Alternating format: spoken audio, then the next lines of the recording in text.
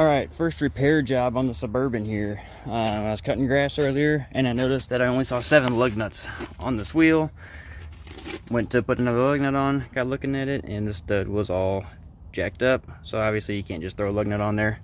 So went to my local auto parts store, got a new stud. But I really don't want to take this whole thing apart. Take this rotor off to get to that stud, so I'm going to cheat.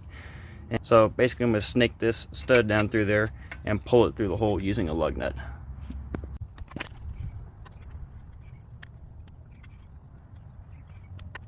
So once you got started in the hole, put a little oil in the threads, just so you don't chew the new ones up.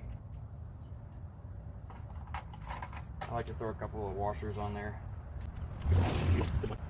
You may waste the lug nut doing this, but probably don't want to bring this on home with the impact. So ratchet wrench like this works pretty good.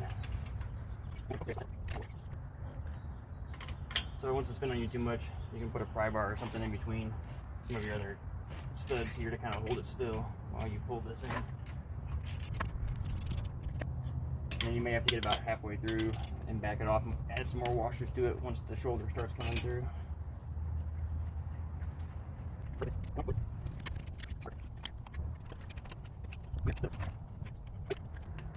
See if we can use the impact to pull it back off.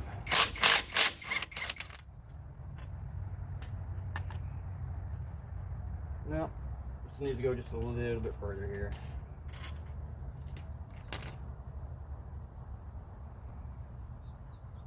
try a different one of these used lug nuts. It's starting to get a little bit chewed up on the face, it looked like on the acorn side from digging into that washer. What works better is if you've got a lug nut that's open on the back side instead of closed like these, you can put it on backwards and you got a nice flat spot to bear against. I know I said at the beginning not to use the impact, but I'm about 95% of the way there, so I felt okay using it for the last little bit. I think that's gonna do it. And there you have it, one new wheel stud installed. And then, like I said, probably after you're done with this, you might waste a lug nut. This guy, you can see, is pretty chewed up on that face there where it was going up against that washer. So we're gonna chuck this guy. I bought a new pack of them because I needed one anyways since it was missing one. And these come in a pack of 4 for like 15 bucks. So I'll just use the new ones anyways. All right, and then you just throw your wheel back on, torque everything to spec, and drop the truck on down. Obviously, this technique doesn't work on every vehicle. You have to have the access to get that stud in from the backside of the rotor.